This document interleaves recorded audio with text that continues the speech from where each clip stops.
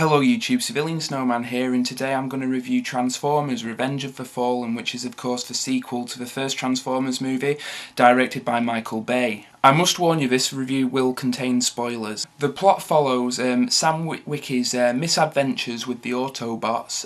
Sam Witwicky, obviously played by Sheila Bauer, returning from the first movie, along with Megan Fox as Michaela, his girlfriend, and it basically just follows them getting entangled within the Transformers mythology, if you will. That is one of the first major problems with the movie and the plot. And as you can see, I mean, I can't remember a lot of the plot because it's just utterly forgettable trash. Like the actual crux of the story is that a Decepticon known as the Fallen is coming back to cause all manner of hell on Earth. The action in this movie I didn't find particularly well done. Now, the reason is, in the first film, when the robots are fighting each other, the camera's kind of pulled back and you can see a lot of what's happening, and they even intertwine with shots of like real people running in between the robots and like real cars falling down, real props. You know, there was interaction, so there was an element of practical effects. But in this one, it's just the robots fighting each other and the camera is so up close that you cannot see what is going on, and I don't care who you are, but nobody can claim to tell what's going on, you know.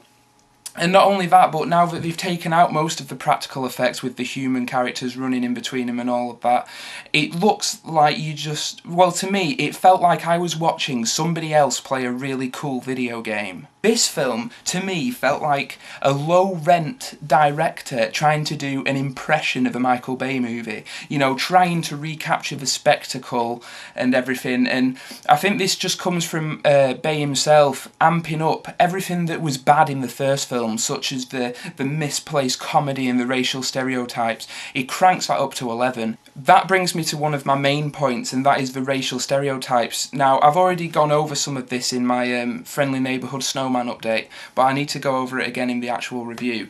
The racial stereotypes I found offensive, right? And I'm so not that person who gets offended easily at racial stereotypes, anything like that. I could watch an orphan's head being cut off by a big tall tree man and I wouldn't get offended, you know, even though that'd be a bit weird.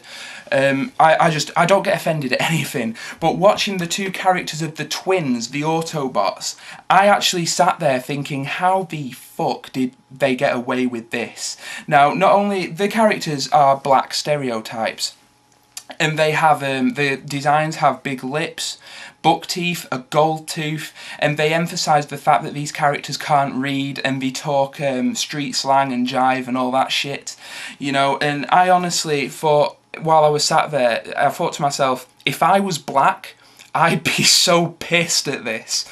And I really, you know, that's something I never thought when I watched Bad Boys 2, even the first Transformers, you know, that has never occurred to me, but this film really hammered home the racial stereotypes. Another thing I really didn't like in this movie was the design of the robots themselves, such as a Decepticon who defers to the Autobots.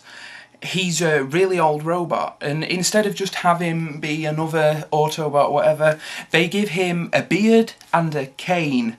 Now, he is a robot. We established in the first film that Megatron was like a couple of thousand whatever years old, you know, from bumblefuck in the middle of nowhere of space and shit, and he comes down and he kicks serious ass. This robot, you know, he's walking around with a cane looking like an old man, Father Christmas after a binge, you know. It looks awful, and that's that can sum up the whole problem with Transformers 2 Revenge of the Fallen, and that is, it is nothing more than a 2.5-hour toy advert. They have literally given the robots these personalities, and that's if you can call them that, because in the first film they gave the robots personalities like Ironhide and Jazz and all that, but not through their appearance as such, you know. But in this one, they've given him a cane so the little kids in the audience can go, oh, he's an old man. You know, they've given the twins the gold teeth and shit so they can go, oh, they're black.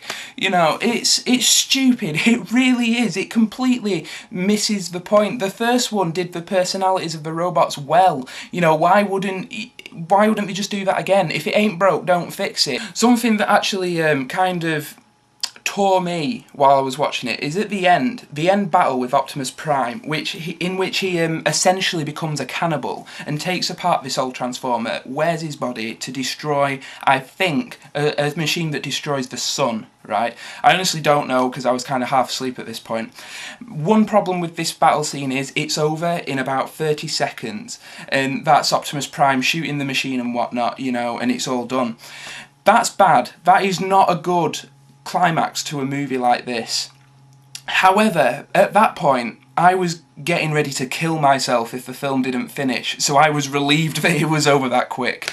But I know from a filmmaking standpoint that you can't have such an anticlimax at the end of a big summer blockbuster.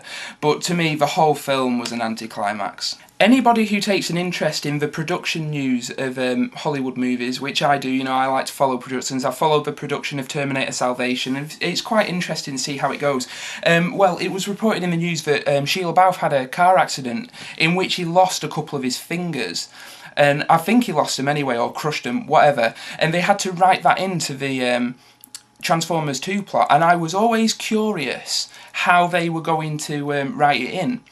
And instead of having an actual scene that explains it, like he got trapped in a car door or something, you know, there's a scene where they teleport into the desert, and for no reason at all, his hand like just sparks, and then next scene it's wrapped in bandage. You know, and it just doesn't explain it at all. You know, not even 30 seconds, in like 5 seconds could come up with something better to explain his injury. But that just shows that the writers were more concerned with just getting to the next shallow action scene than actually explaining what's going on screen. And that can apply to any part of the film, like the logic to this movie is just up its own arse, and I'm not going to go into it because I'm not going to waste your time, I'm not going to waste my time, but it's not good. I probably devoted far too much time to reviewing Transformers Revenge of the Fallen than it's worth, you know. So basically what I'm saying is, if you liked the first movie, the robot action, you know, all that, don't see this one, because I've heard people defending this one saying, you know, it's just robots fighting robots, what more do you want? The first one did that properly. The action, you felt it. It was like crunchy, punchy action, you know, you felt like you were in the shit. You know, this one just feels like you're watching a video game. It's really awful. The action's awful, the story's awful, the acting's awful, the directing's awful. It's just an awful movie. It's long and boring. I like some emotional weight to my action scenes, which the first one kind of touched upon, so it was forgivable.